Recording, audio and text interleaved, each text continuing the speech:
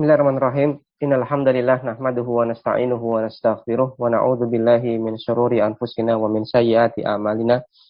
May yahdihillahu fala mudilla lahu wa may yudlil fala hadiyalah. Wa asyhadu an la ilaha illallah wahdahu la syarikalah wa asyhadu anna Muhammadan abduhu wa rasuluhu la nabiyya ba'dah. Allahumma shalli wa sallim wa barik ala nabiyyina Muhammadin wa ala alihi wa sahbihi wa man tabi'ahum bi ihsanin ila yaumiddin amma ba'd. Ikhwatal iman rahimani wa rahimakumullah. Kita akan lanjutkan kembali berkaitan tentang masalah wajibnya kita mengkasroh hamzah inna. Nah, sepertinya belum selesai kita baca penjelasan dari pensyarah di sini. Kita telah sampai pada poin yang ketiga kalau tidak salah kemarin. Dan kita sekarang lanjutkan di poin yang berikutnya. Pensyarah mengatakan ar-rabi, keadaan yang keempat di mana kita kasrah hamzah pada kata inna, yaitu ketika antaqa'a dia terletak fi sadri jumlatin mahkiyatin bil qauli, di awal kalimat, yang mana kalimat ini merupakan kalimat mahkiyah. Apa ya kalimat mahkiyah itu kurang lebih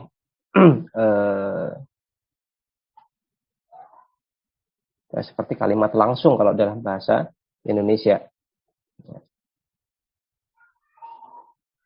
Jadi ceritakan, ya kalimat ini merupakan kalimat yang diceritakan bil qaul dengan menggunakan kata qala. Atau bahasa mudahnya, ya, ketika kalimat tersebut didahului oleh kata qala. Li'anal mahkiyah bil qaul, karena kalimat yang diceritakan dengan didahului oleh kata qala ataupun kata-kata yang merupakan derivat dari kata qala, la yakunu, tidaklah dia illa jumlatan, kecuali berbentuk jumlah kalimat fil aghlab, secara umum atau biasanya. Ya, di footnote pensyarah mengatakan sa'adzkuru tawdiha dzalika fi akhiri babi dhanna insyaallah. Saya akan sampaikan penjelasan hal tersebut di akhir bab tentang kata dhanna insyaallah. Maka nanti pembahasan lebih dalamnya di bab dhanna. Bisyarti alla yakuna al-qaulu bimakna adh-dhanni. Syaratnya adalah ya, al-qaul, kata qalanya di situ ataupun isi dari kalimat yang didahului oleh kata qala tersebut tidak memiliki makna dhon, ya, tidak bermakna dhon, persangkaan. Qaulihi ta'ala, contohnya adalah pada firman Allah Subhanahu wa taala, ya, qala inni abdullah. Allah Subhanahu wa taala menceritakan perkataan Nabi Isa alaihi salam, ya, ketika masih bayi yang dibawa oleh ibundanya yaitu Maryam alaihissalam ke kaumnya. Maka ibunda Nabi Isa alaihissalam menyuruh kaumnya ketika mereka kaget, ini anaknya siapa? Maryam belum punya suami, kok sudah punya anak. Nah, kemudian Maryam mengisyaratkan untuk bertanya sendiri kepada bayi yang sedang digendongnya. Maka sang bayi yaitu Nabi Isa alaihissalam mengatakan, Inni Abdullah, sesungguhnya aku adalah hamba Allah. Maka di sini kalimat Inni Abdullah ini adalah jumlah mahkiyah bil qaul. Dia merupakan kalimat yang ini diceritakan dengan adanya kata qala sebelumnya. Atau ya, seingat saya ini kalau dalam bahasa Indonesia kurang lebih ini sama seperti kalimat langsung. Ya, Muhammad berkata, tanda petik 2, ya, saya datang. Ya, Muhammad berkata, saya datang. Ini kalau dalam bahasa Indonesia kurang lebih ini seingat saya ini namanya kalimat langsung. Maka jumlah mahkiyah bil qaul kurang lebih kalau dalam bahasa Indonesia itu adalah kalimat langsung atau bahasa terjemah letterleknya. Dia merupakan kalimat yang ini diceritakan, kalimat isi cerita yang ini sebelumnya didahului oleh kata qala ataupun tasrifan ataupun derivat dari kata qala. Ya, i'lam ataupun qul ataupun yang lainnya. Ya qala maka Isa alaihissalam mengatakan ini Abdullah, sesungguhnya aku adalah hamba Allah. Maka di sini karena ini Abdullah itu adalah jumlah mahkiyah bil qaul, maka di sini hamzah pada kata inna kita baca kasrah yaitu inni. Wa minhu, dan di antara contoh yang lain adalah semisal perkataan Nabi Shallallahu alaihi wasallam di mana Rasulullah Shallallahu alaihi wasallam berkata, "Inna khairakum", sesungguhnya ya, sebaik-baik kalian adalah ahsanuhum qadaan, ya, orang yang paling baik qadaan dalam melunasi hutang, dalam membayar hutang. Nah, sesungguhnya sebaik-baik kalian adalah ya, yang paling baik di antara kalian dalam membayar hutang. Ya, Rawahul Bukhari wa Muslim. Nah, di sini riwayat Bukhari dan Muslim. Maka di sini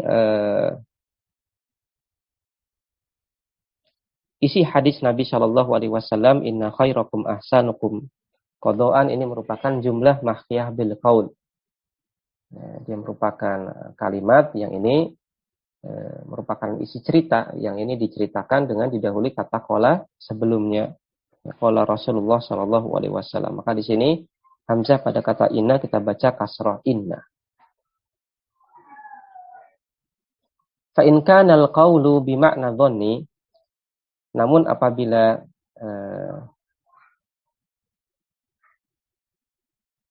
qalanya di situ, kata qalanya di situ maknanya adalah dhon, ya, persangkaan kuat, masih ada keraguan-raguan. Maka ya, futihatil hamzah, maka hamzahnya futihat di fathah.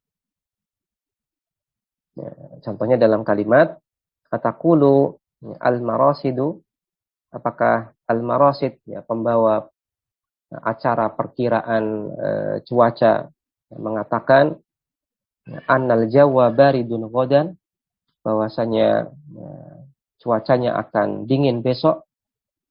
Apakah para pembaca perkiraan cuaca itu mengatakan bahwasanya besok itu cuacanya akan dingin?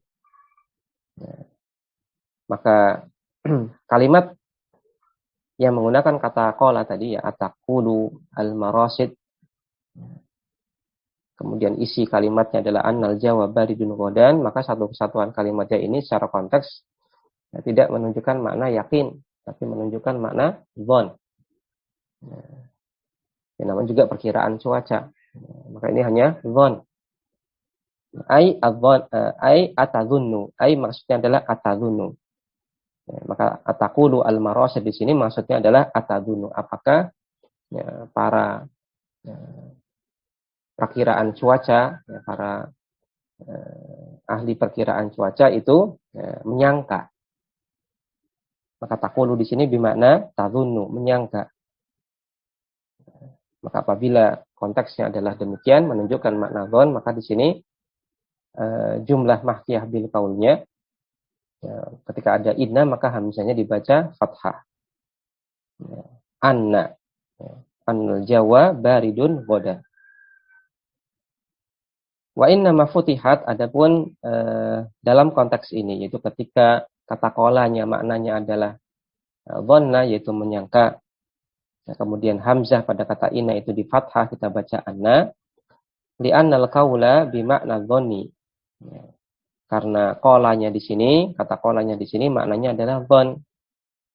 Ya, dan kata dhann itu yansibu maf'ulain. Dia menasabkan dua maf'ul bih. Ya, sehingga di sini teranggap kalimat annal jawa baridun ghadan, ya, satu kesatuannya dia teranggap sebagai masdar muawwal. Jadi di sini kalau kata qalanya itu maknanya adalah dhon, dan kata dhon yaitu kata dhonna itu merupakan di antara kata yang membutuhkan dua maf'ul bih. Sehingga di sini kalimat annal jawa baridun ghadan, satu kesatuannya dia dianggap masdar muawwal yang terdiri dari ana, isim, dan khobarnya. Dan dia merupakan sadda masadda maf'ulain dhonna. Dia merupakan pengganti dari dua maf'ul bih yang harusnya muncul gara-gara kata dhonna. Maka ini adalah alasan kenapa kalau kata qalanya itu adalah maknanya dhonna, jumlah mahkiyah bil kaulnya di sini kita baca fathah. Kenapa? Karena supaya dia menjadi masdar muawwal, yang mana satu kesatuan masdar muawwal ini dia kita dudukkan sebagai maf'ul bi, sebagai pengganti dua maf'ul bi yang harusnya muncul karena kata dhonna. Dan Pesarah mengatakan di bawah di footnote nomor 1, saat kuru taudih hadzalik fi akhiri babi dhonna insyaallah. Ya, aku akan sampaikan penjelasan hal tersebut di akhir bab dhonna insyaallah. Ya, intinya semuanya nanti dibahas di bab tentang dhonna. Ya, maka poin keempat ini intinya adalah apabila ada kalimat langsung dalam bahasa Arab yang didahului oleh kata qala, maka apabila kalimat langsung tersebut didahului oleh inna, maka hamzah pada kata innanya dibaca kasroh, yaitu kita baca inna.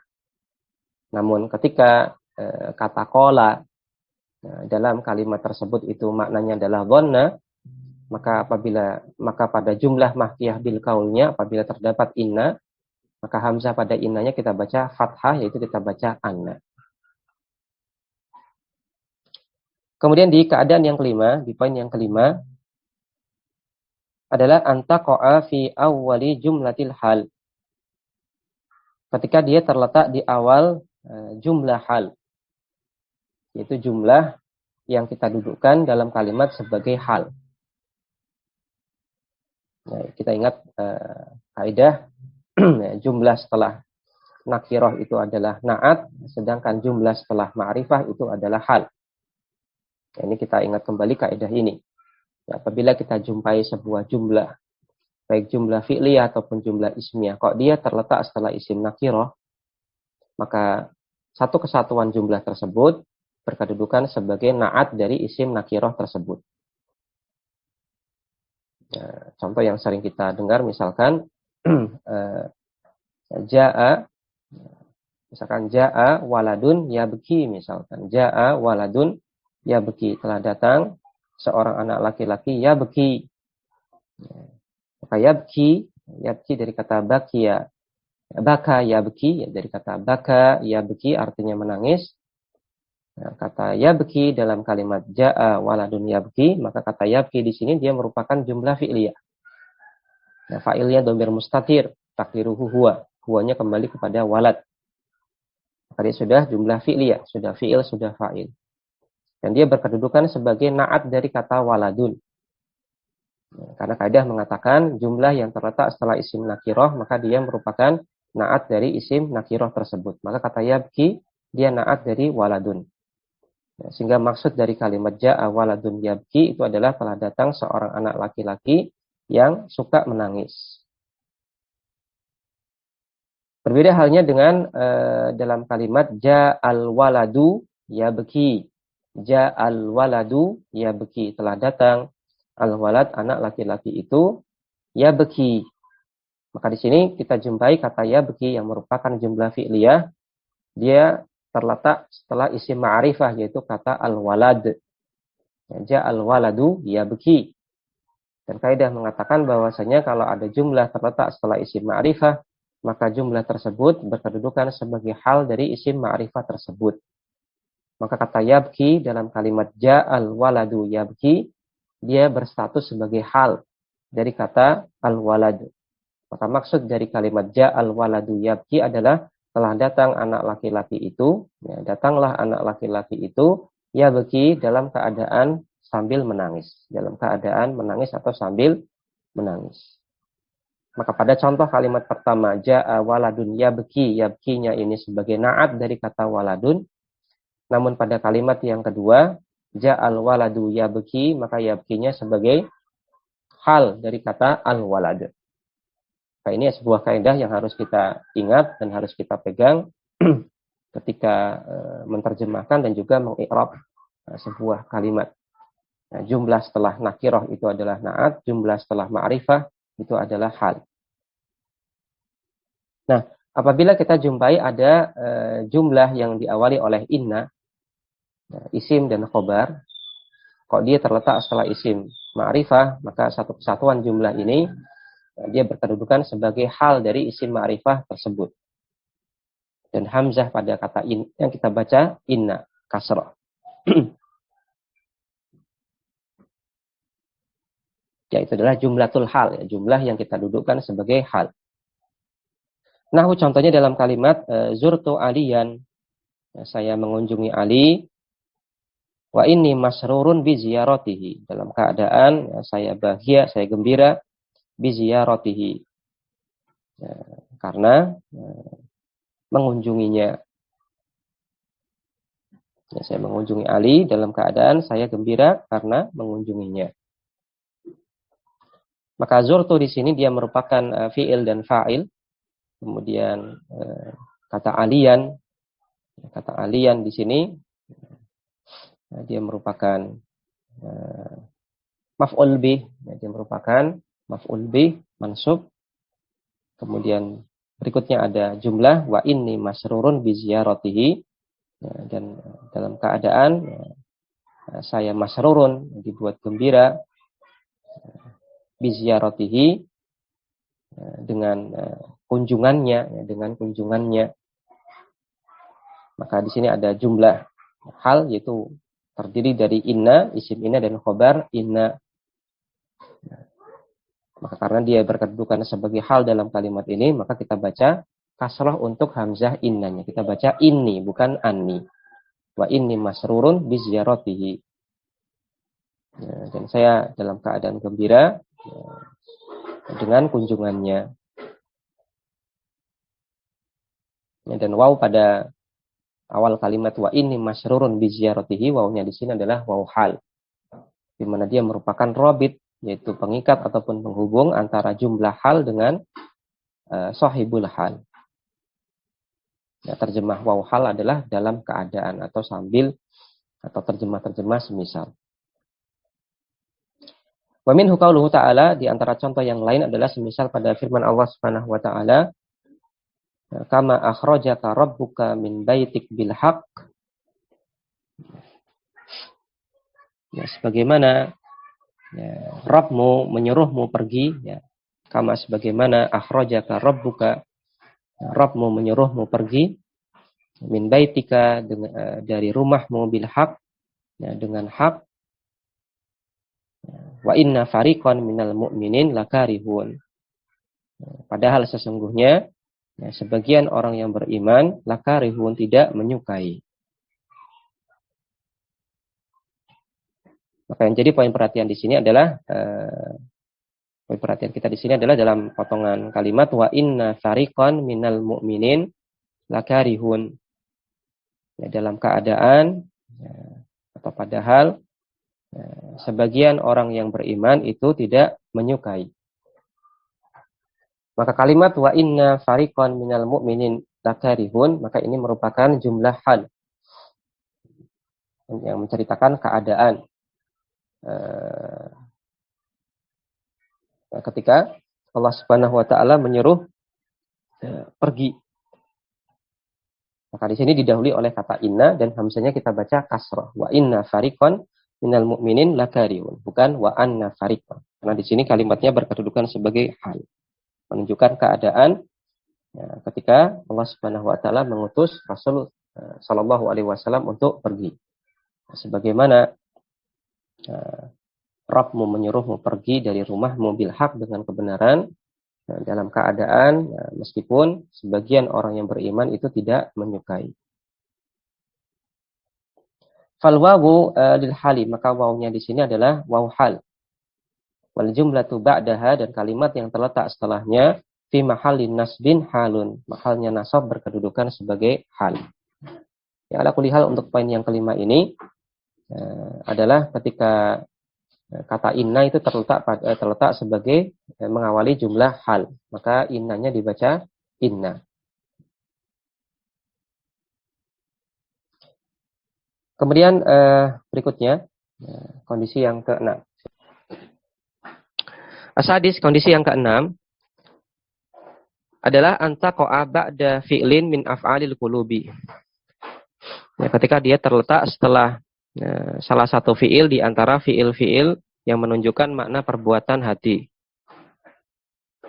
Ya, contohnya adalah kata alima.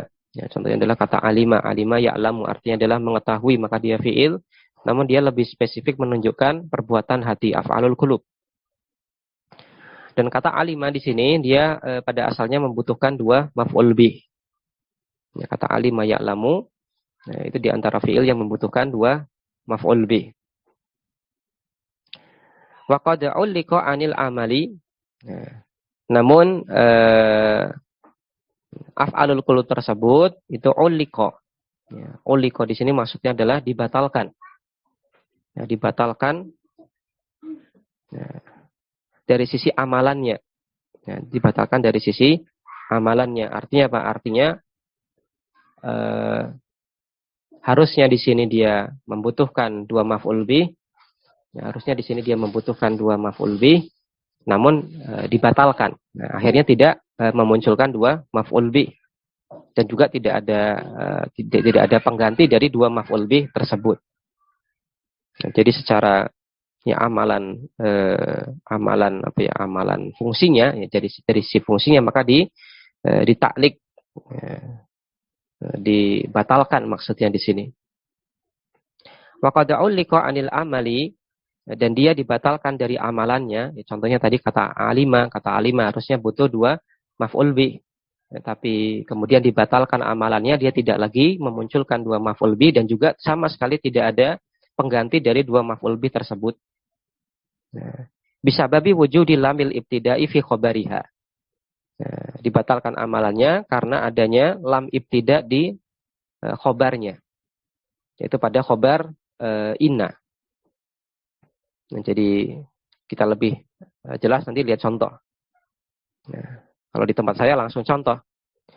Contohnya dalam kalimat alim tu saya mengetahui innal israfa sesungguhnya perbuatan israf, perbuatan boros la muharramun. Nah, sungguh merupakan hal yang diharamkan.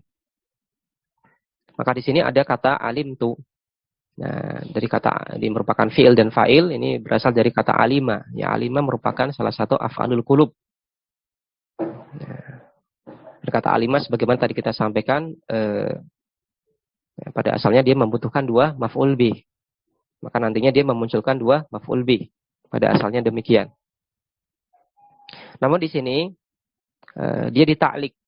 Ya, dia dibatalkan amalannya yang harusnya membutuhkan dua maf'ul bih. Dia tidak lagi membutuhkan dua maf'ul bih, sekaligus tidak ada ganti dari dua maf'ul bih tersebut. Ya. Apa faktor yang mentaklik amalan dari kata alima sehingga dia tidak lagi membutuhkan tidak memunculkan dua maf'ul bih? Takliknya di sini adalah dengan adanya lamul ibtida pada khobar inna. Maka di sini pada innal israfa la muharramun, maka di sini kata al israfa itu adalah isim inna. Ya, kemudian muharram di sini adalah khobar inna dan dia didahului oleh lamul ibtida. Maka dengan adanya lamul ibtida pada khobar inna, maka ini merupakan faktor pentaklik, pembatal amalan alima yang harusnya dia membutuhkan dua maf'ul bih, maka tidak jadi membutuhkan dua maf'ul bih. Ya, karena di sini dia tidak, nah, kata alimanya di sini tidak jadi butuh dua maf'ul bih, maka innanya dibaca inna. Ya, kita lihat di footnote nomor 2. Di footnote nomor 2. Apa yang dimaksud dengan taklik di sini? Ya, waqad ulliqa. Nah, di taklik, apa yang dimaksud taklik di sini? Pensarah mengatakan di footnote nomor 2, at-ta'liqu taklik di sini maksudnya adalah ibtalul amali lafdhon la mahallan. Ya, membatalkan amalan suatu kata secara lafadznya, ya, bukan secara kedudukan. Ya. Jadi tadi maksudnya adalah kata alimah harusnya butuh dua maf'ul bih. Nah, kemudian dibatalkan. Nah, dia tidak lagi membutuhkan dua maf'ul bih. Wa min asbabihi, dan diantara sebabnya adalah sebab taklik adalah wujudul lamil ibtida, adanya lam ibtida. Wa sayati dzalika insyaallah fil babi al-mazkuri. Dan akan datang penjelasan hal tersebut insyaallah fil bab al-mazkur, di bab yang akan disampaikan nanti. Kemudian kembali ke atas pensyarah menyebutkan contoh yang lain, yaitu kutipan firman Allah Subhanahu wa taala, qala ta'ala Ya, Allah Subhanahu wa taala berfirman, "Wallahu ya'lamu innaka la rasuluh." Di surat Al-Munafiqun ayat 1. Dan Allah Subhanahu wa taala mengetahui sesungguhnya engkau wahai Muhammad sallallahu alaihi wasallam la rasuluh, benar-benar utusannya. Ya, maka di sini ada kata ya'lamu, dari kata alima ya'lamu, dia merupakan af'alul qulub. Kemudian di sini ada inna, isim inna dan khobar inna. Ringkasnya di sini pada khobar innanya yaitu kalimat la rasuluh didahului oleh lam ibtida. Maka dia merupakan mu'allik, ya, pembatal amalan alima. Nah, yang harusnya dia butuh dua maf'ul bih tidak lagi butuh dua maf'ul bih, sehingga di sini innanya dibaca inna. Nah, untuk contoh ini yaitu kutipan firman Allah Subhanahu wa taala di surat Al-Munafiqun, kembali ke bawah ke footnote nomor 2. Masih di footnote nomor 2. Kemudian pensyarah menambahkan penjelasan tentang i'rab ayat ini. Wallahu ya'lamu innaka la rasuluh.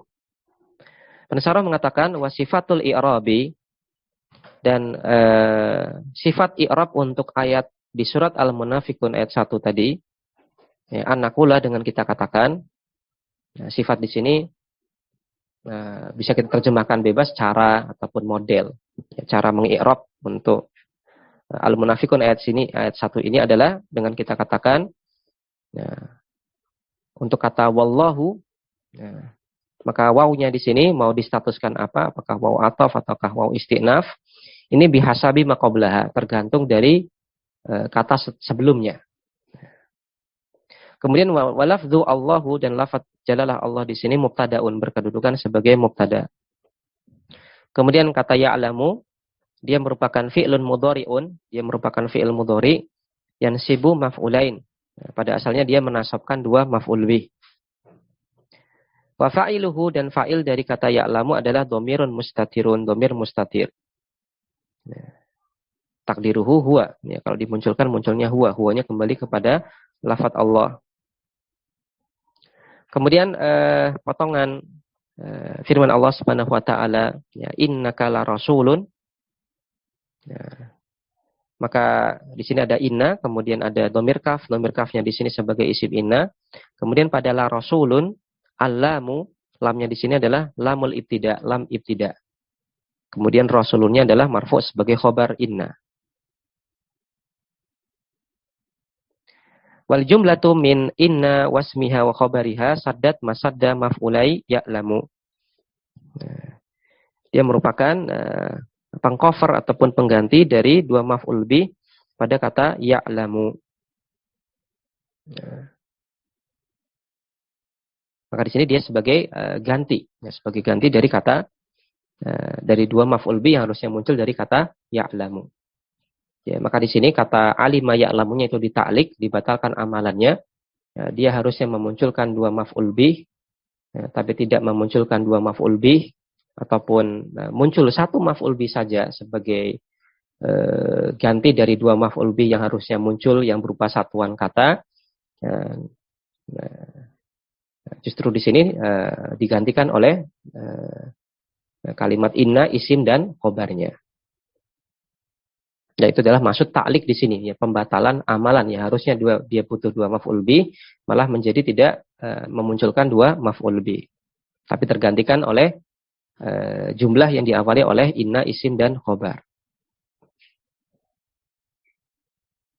Kembali ke atas, fa'illam takunil lamu fi khobariha. Nah, apabila tidak terdapat lam ibtida pada khobar innanya, ya, futihat au kusirat, maka hamzah pada kata inna itu bisa di fathah, bisa pula kusirat di kasrah. Ya, boleh di fathah, boleh di kasrah. Ya. Nahwu contohnya adalah, ya, dalam kalimat alim tu, ya, annal masarifar ribawiyata balaun. Alim tu, saya mengetahui bahwasanya al masarif ar-ribawiyah, perbankan ribawi, balaun itu merupakan sebuah musibah. Maka alim tu di sini merupakan fi'il dan fa'il. Kemudian di sini ada, ya, anna. Kemudian al-masarifah di sini adalah isim anna. Kemudian ar-ribawiyah tana'at dari kata al-masarif. Nah, kemudian balaun dia marfu' sebagai khobar anna. Maka di sini pada khobar annanya yaitu kata balaun tidak terdapat lam ibtida. Nah, maka dalam kondisi ini annanya boleh dibaca anna, boleh dibaca inna. Ya, bi fathil hamzati au kasriha. Dengan menfathah hamzah atau dengan mengkasrohnya, yaitu hamzah pada kata inna. Boleh kita bilang annal masorifa arribawiyata, boleh kita bilang innal masorifa arribawiyata. Nah, kemudian kita lihat lagi di footnote nomor 3. Di footnote nomor 3, as-salis, pensyarah menambahkan penjelasan al-fathu dengan kita fathah hamzah inna, kita baca anna, ala tibari anal fi'la alima ghairu mu'allakin. Ya, dengan menganggap bahwasanya fi'il alima di sini ghair mu'allak, tidak terbatalkan fungsinya. Ya. Wal kasru, dan dengan kita mengkasroh hamzah inna ala tibarihi mu'allaqan, dengan kita anggap bahwasanya kata alima di sini mu'allak, terbatalkan fungsinya. Wa adatu ta'liqih ya inna maksuratul hamzati idlaha as-sadaratu fi jumlatiha. Dan alat taklik di sini yaitu inna, ya, dia di kasroh hamzahnya, ya, karena dia memiliki sadarah fi jumlatiha, memiliki hak untuk berada di depan pada kalimat yang didahului oleh kata innanya. Wa kullu man lahu sadaratu, dan setiap kata yang dia memiliki sadarah, hak untuk berada di depan, yu'addu min adawati ta'liki, teranggap sebagai alat ta'lik. Kama sayat tadihu insyaallahu fi babi dhanna, sebagaimana akan jelas hal ini insyaallah ketika kita membahas pada bab dhanna. Ya, ala kulli hal di sini ringkasnya sebagaimana dikatakan oleh pensyarah di atas, ya, ketika pada khobar innanya tidak terdapat lamul ibtida, maka untuk kata innanya bisa dibaca inna, boleh dibaca anna. Adapun nanti masalah i'rabnya ini teranggap mu'allaq atau ghair mu'allaq, maka ini kurang lebih ya mirip-mirip, kurang lebih mirip-mirip. Sehingga di sini yang perlu kita perhatikan adalah pada khobarnya itu mengandung lam ibtida atau tidak. Kalau dia mengandung lam ibtida, ya maka di sini hamzah pada kata inna kita baca kasrah inna. Namun apabila pada khobar innanya itu tidak terdapat lamul ibtida, maka hamzah pada kata inna boleh dibaca fathah, boleh dibaca kasrah. Kemudian kembali ke atas. Contoh yang lain adalah pada firman Allah Subhanahu wa taala, alimallahu, Allah Subhanahu wa taala mengetahui annakum kuntum takhtanuna anfusakum. Nah, sesungguhnya kalian dulu takhtanuna anfusakum, tidak dapat menahan diri kalian, tidak dapat menahan hawa nafsu kalian.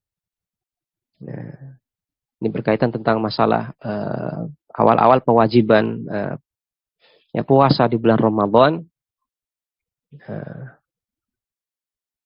yaitu di malam hari, itu dipahami oleh para sahabat Nabi Shallallahu Alaihi Wasallam, itu tidak boleh melakukan hubungan suami istri. Kemudian setelah itu Allah Subhanahu Wa Taala perbolehkan untuk di waktu malam hari melakukan hubungan suami istri. Allah katakan, Allah mengetahui sesungguhnya kalian itu tidak dapat menahan diri kalian dari hal tersebut. Maka yang jadi poin perhatian kita adalah pada annakum, ya, kuntum takhtanuna anfusakum. Di sini dibaca annakum. Nah, yang secara bahasa ini bisa kita baca annakum, bisa kita baca inna. Nah, secara bahasa ya, tapi di sini karena secara teks dalam Al-Quran ini tidak boleh kita ubah-ubah, ya tetap kita baca annakum. Kenapa boleh dibaca annakum ataupun innakum kalau secara bahasa? Ini karena pada khobarnya tidak terdapat lamul ibtida. Kita baca footnote nomor 4. Al-qira'atu bi fathi hamzati inna Al-qiraah dengan memfathah hamzah inna, fahiya wasmuha wa khabaruha fi ta'wili masdarin sadda masadda maf'ulai alima. Model qiraah dengan memfathah hamzah pada kata inna, dengan kita andaikan bahwasanya antara inna isim dan khobarnya dia merupakan masdar muawwal sadda masadda maf'ulai alima, sebagai ganti dari dua maf'ul bih yang muncul dari kata alima. Ya, artinya apa? Artinya di sini dia ghair mu'allaq. Kata alimanya di sini dia ghair mu'allaq, tidak terbatalkan. Namun kalau dianggap terbatalkan maka di sini kita baca innakum. Kembali ke atas, wa ila hadhil mawadi'i, dan kepada keadaan-keadaan ini asyara biqaulihi, Ibnu Malik mengisyaratkan dengan beliau katakan faksir fil ibtida'i, kasrohlah fil ibtida', kasrohlah hamzah ina ketika dia terletak di ibtida' di awal kalimat, dan seterusnya. Ai maksudnya adalah iksir hamzata inna, kasrohkanlah hamzah pada kata inna idza waqa'at fi ibtida'i jumlatiha, apabila dia terletak di awal jumlahnya, ketika terletak di awal jumlah. Aw haitsu takunu mukmilatan lil yamini, atau ketika dia berstatus sebagai penyempurna sumpah, itu sebagai jawab sumpah. Bi antaqa'a fi sadri jumlati jawabil qasam, yaitu ketika dia terletak di awal jumlah yang merupakan jawab qasam, ila akhirih, dan seterusnya sampai 6 keadaan tadi yang kita baca. Maka ifatal iman rahimani wa rahimakumullah, maka ini menunjukkan kepada kita bahwasanya ini merupakan hal yang perlu kita ketahui. Ya mungkin simpel ya, ini mau dibaca inna ataukah anna, cuma ternyata di sini terdapat paten dan juga aturan yang telah ditetapkan oleh para ulama nahwu untuk aturan kapan kita baca inna, kapan kita baca anna, dan kapan kita boleh dua-duanya. Maka dengan mempelajari hal ini, kita juga akan semakin paham bahwasanya memang betul orang yang dia paham kaidah bahasa Arab, tentunya dia akan mengetahui alasan-alasan hukum-hukumnya, akan kelihatan ketika dia berbicara.